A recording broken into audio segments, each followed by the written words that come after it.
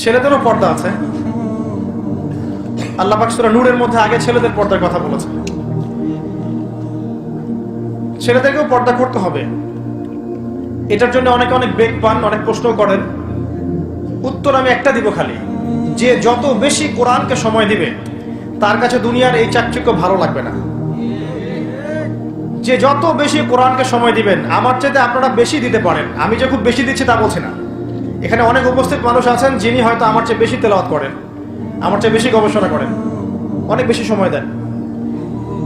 তো যে যত বেশি সময় দিবেন কোরআনকে, তার কাছে দুনিয়ার নোংরামিগুলো তত খারাপ লাগবে।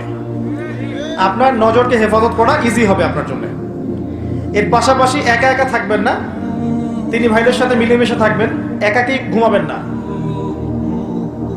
এবং বাসার মধ্যে যে ঘরে ঘরে যে আমাদের টিভি, মনিটর এগুলো আছে, এগুলো রাখবেন না। সবাই যেখানে বসেন, ডাইনিং রুম, সেখানে রাখবেন। যাবতীয় পর্ন সাইটগুলোকে ব্লক করে রাখবেন আপনার ফোন থেকে। এটা করা যায়। 5 ওয়াক্ত নামাজ টাইম টু টাইম পড়বেন। রাসূলুল্লাহ সাল্লাল্লাহু আলাইহি ওয়াসাল্লামের সুন্নাহ মতো চলার চেষ্টা করবেন।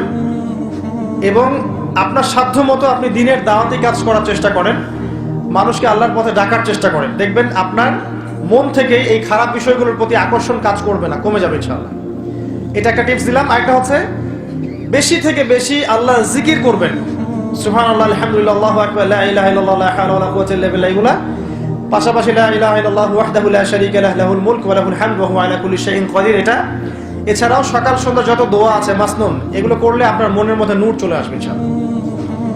আরেকটা বলবো, মৃত্যুকে স্মরণ বেশি বেশি স্মরণ করলে দেখবেন যে আপনার মনের মধ্য থেকে এই আকর্ষণগুলো উঠে যাচ্ছে। সব উঠে যাবে না তাই বলে আবার, না হলে তো আপনারও সমস্যা। পরে আবার স্ত্রীকে কি দিবেন? কিছু থাকবে, কিন্তু হারাম বিষয়ের প্রতি আকর্ষণ কমে যাবে ইনশাআল্লাহ।